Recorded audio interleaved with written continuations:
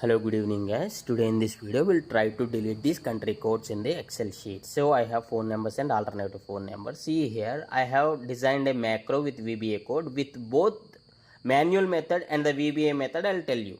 First, I'll just show you the example. Like if I select column A here, with one click, it removes each and every country code. See, this is possible through this macro code.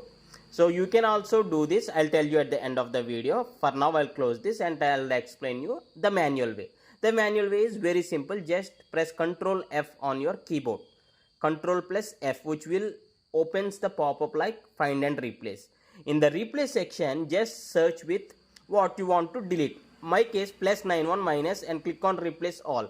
Don't give anything in the replace with, just leave it with space and it removes the entire country codes in the sheet. But there is a disadvantage here. Say for example, if I want to keep A column country codes as it is, but only I want to delete only E column phone numbers. In this case, this won't be useful because Control F finds everything in the sheet, it deletes everything. Now I pasted the phone numbers with the country code. Now what I'll do is I'll select only E column and click on remove country code.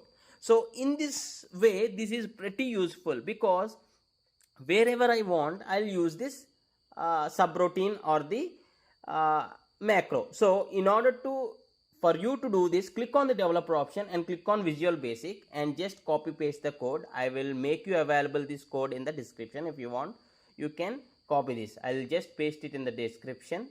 So you can find in the description the same code. You need to open this macro and paste it here. Just close it here, okay? Just you need to close that. You need to click on the file. You need to click on the options.